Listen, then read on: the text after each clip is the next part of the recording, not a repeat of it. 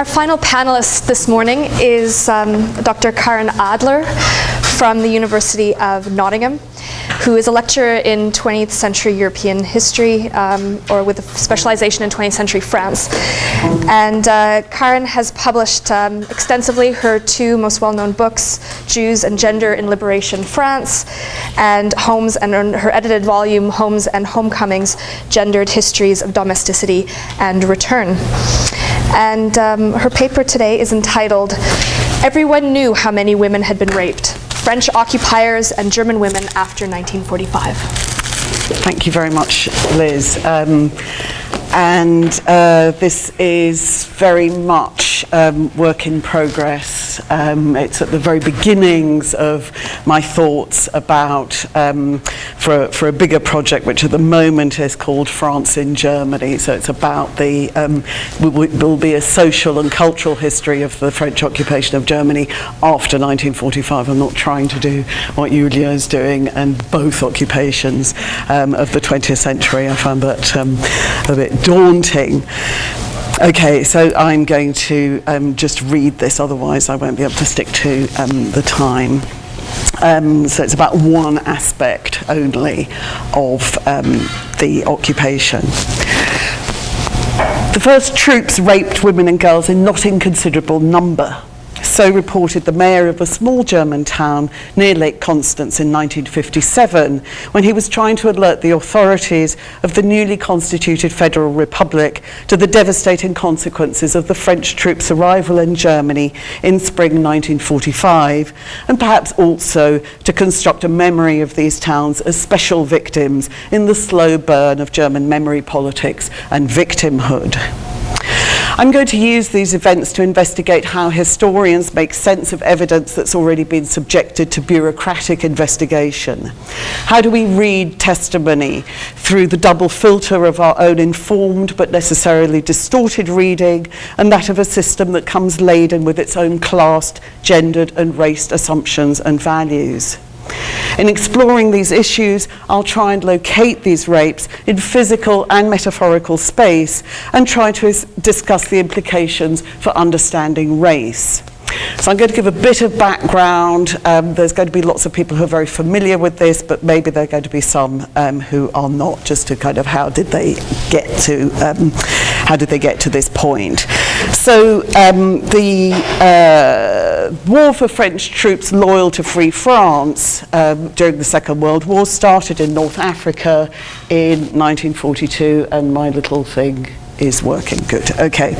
And then moved to Italy at the end of 1943 in divisions based on the old colonial French army, with a white officer corps largely comprised of colonial settlers and new recruits from North and West Africa, Madagascar and Indochina. After the liberation of Rome, which was one day before D-Day, autochtone troops assumed that they would go home, but most were shipped to the south of France in mid-August 1944, landing at Toulon, as I'm sure we know. From there, they fought their way north and east, arriving in the autumn in the Alsace and going north into Lorraine, which was still under full Nazi control, at the start of one of the coldest winters for years. Liberation took until February 1945, and the armies crossed the Rhine in small boats, as we just saw, in late March. After German capitulation, the Allies negotiated the division of Germany that gave France a zone in the far southwest, so it's the blue one there, and also a sector in Berlin, which is again the blue one, but all the other zones are different colours, I'm afraid, because I sourced my maps from different places. I'm not terribly concerned about Berlin today, and in fact I'm going to be talking really just about this little sort of southwest part of the bit of the zone that they originally called the southern zone, and the northern triangle was called the northern zone. Okay, so it's the former region of Südbaden that I'm going to be concentrating on today.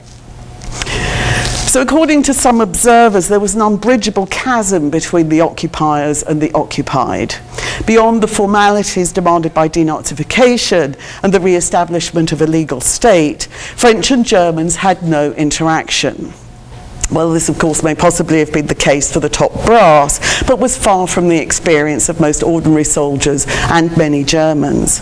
Armies of occupation necessarily have close relations with their, what I'll call hosts, and the two brushed up against each other at the most banal level, in the kitchens and bathrooms of soldiers' billets, in people's quest for food in a time of shortages, in Black Forest tourist resorts.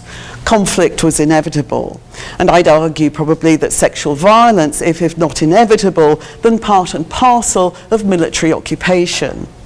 Oddly though, only some armies are identified in public memory as particularly prone to rape.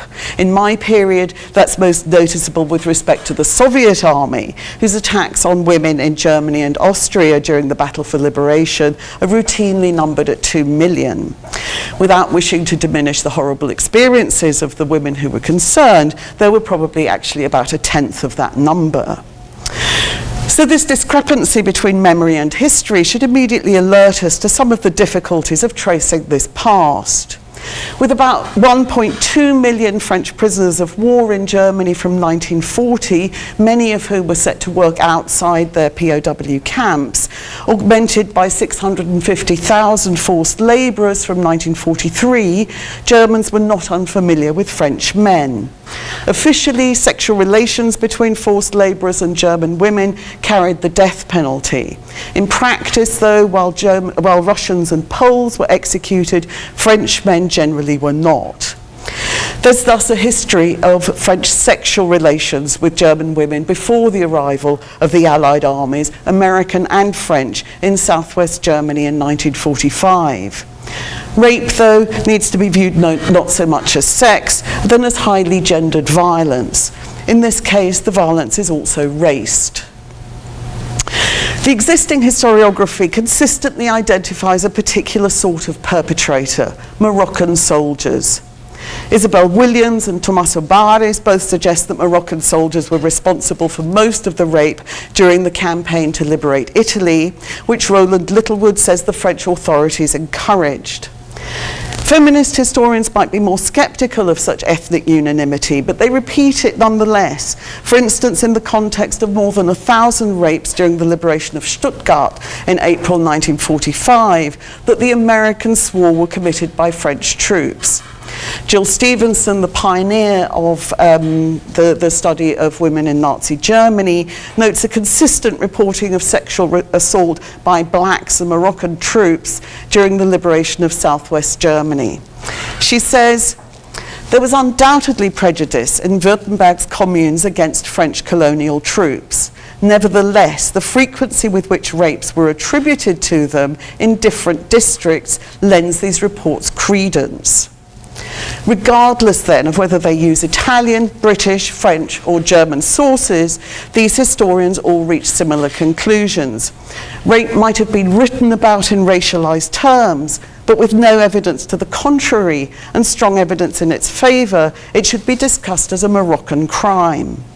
And although abortion continued to be outlawed in occupied Germany after 1945, a sort of continuation of the Nazi-era law, historians tell us that exceptions were made for women who became pregnant as a result of rape by an occupying soldier.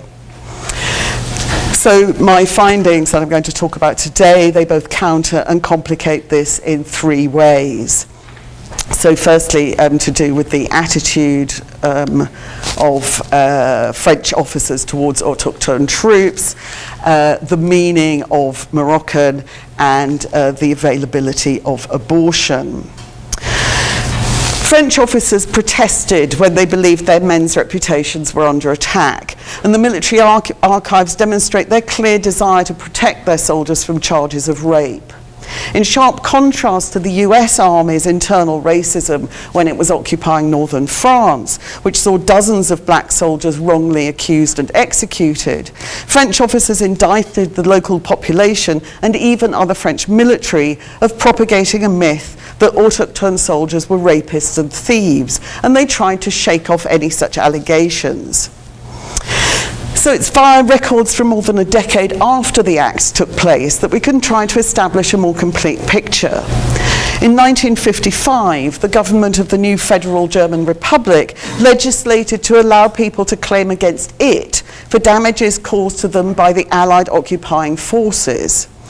The law determined that the occupiers were only able to harm individual rights and property as a consequence of the German state's failure to protect its own citizens.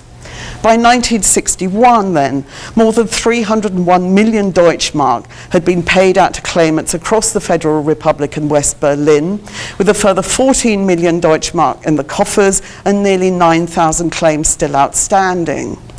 The law only fell out of force in the old Länder 6 years ago, but was never applied in the former German Democratic Republic, either before or after unification. The damages that could be claimed were extensive but delimited, and functionaries were at pains to ensure that opportunists had their claims rejected. For a start, claims could only be made from what was recognised as a relatively arbitrary start date of the 1st of August 1945 up to the 5th of May 1955.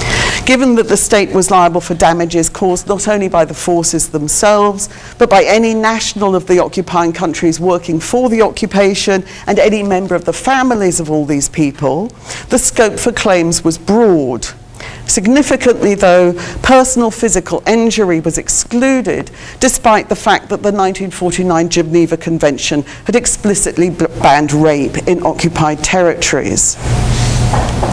But if rape was not recognised as liable for compensation, costs of childcare arising from pregnancies conceived during rape were, and thousands of claims were submitted, including those for rapes before August 1945. The claims by women and one man residing in Südbaden and the responses by the German civil authorities which handled them make up the evidence I'm using today. So I want first of all to have a look at a map of these rapes. And we can see that they largely happened within the region that the French were occupying. So these are claims by women who live in Südbaden. They weren't necessarily there in the period where they say they were raped, which was, well, I'll discuss when it was.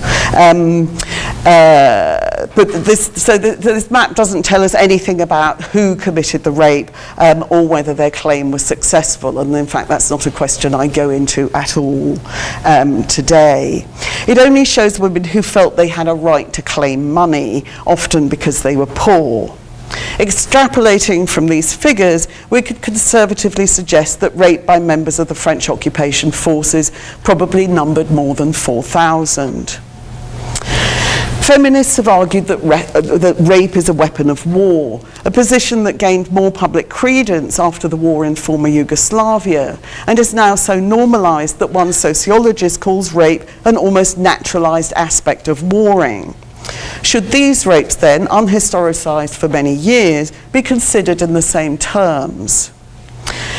Despite the start date of the legislation, nearly half the claims were conceptions that had occurred before August 1945 and were often supported by local officials.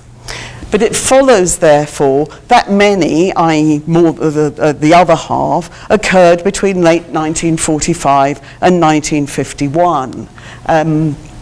I'm not yet totally adept with the software that I use to make these maps. I will get there, but at the moment they're kind of grob, as we say in German. They're kind of crude.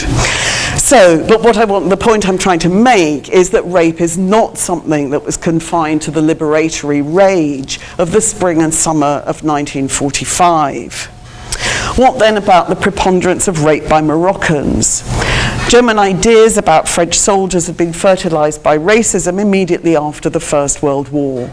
Nationalist resentment of the settlement that put tens of thousands of French troops into the Rhinelands, which we've been hearing about, focused especially on the 25,000 African soldiers.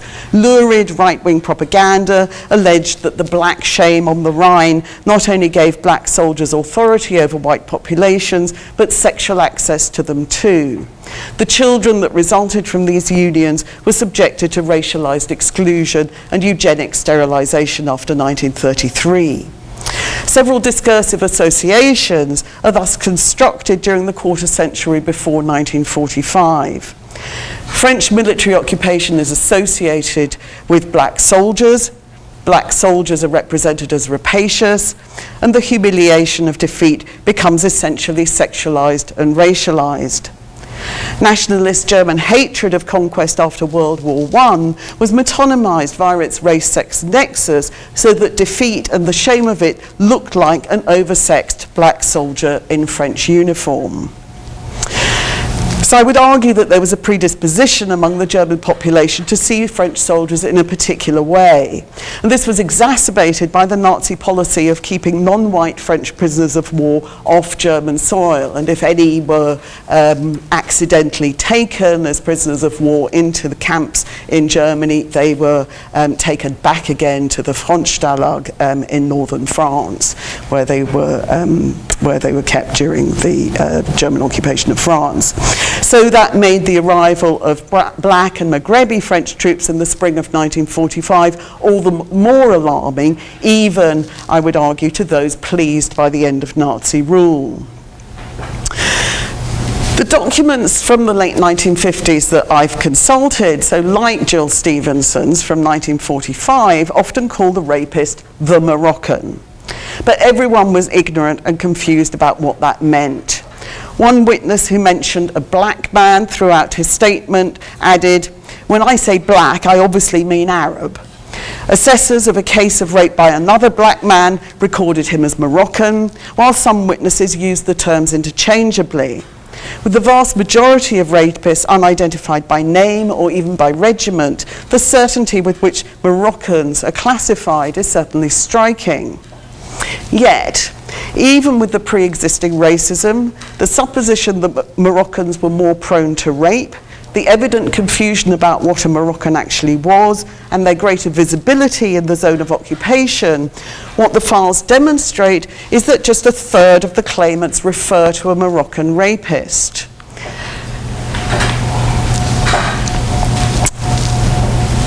In fact, apart from picking out Alsatians, which is interesting in itself, women describe the majority of the rapists as French, and by that I understand them to mean white.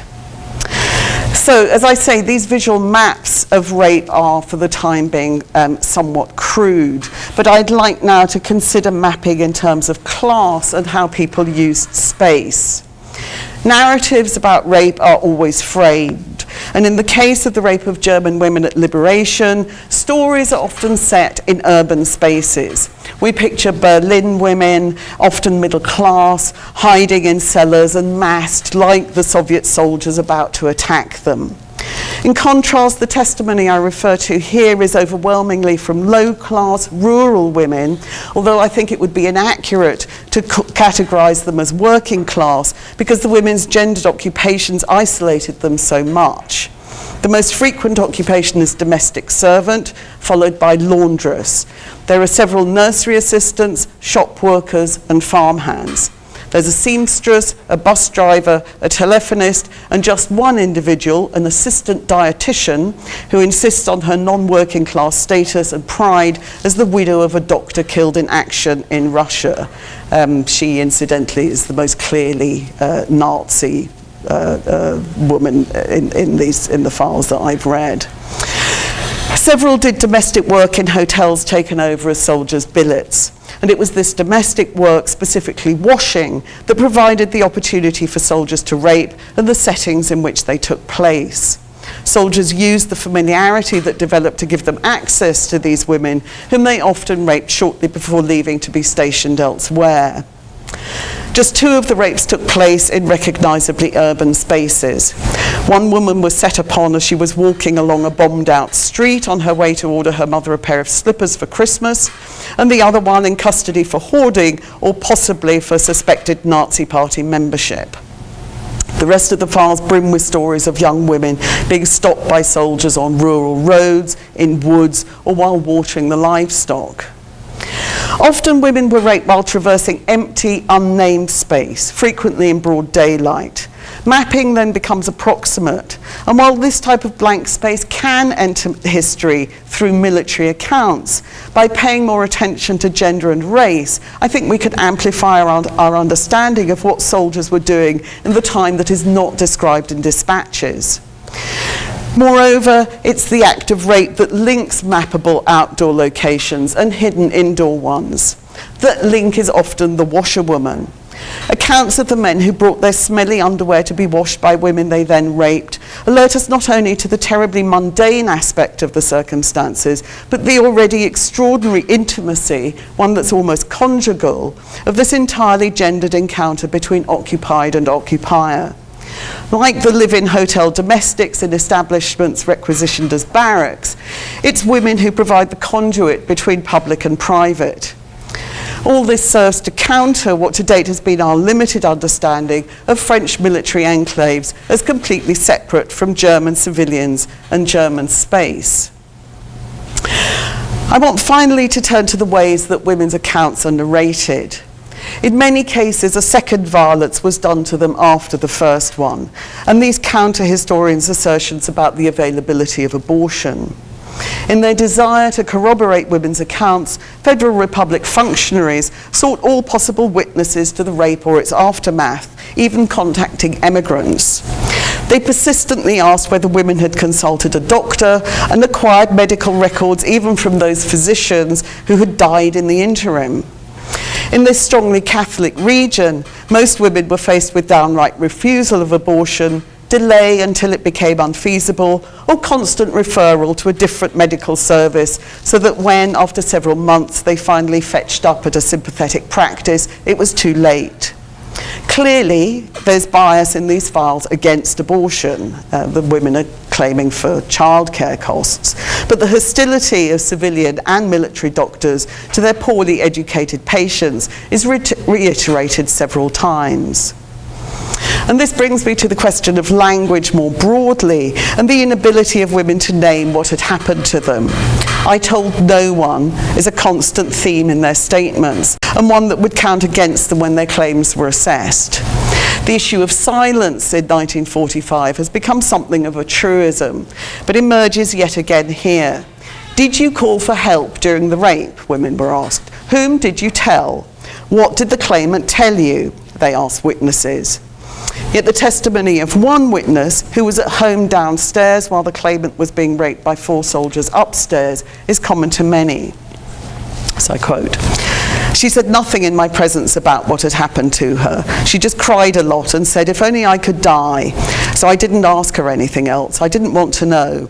When I went into my bedroom, I saw that the soldiers had done it in my bed. You could see the traces. I'd rather not describe them in any more detail."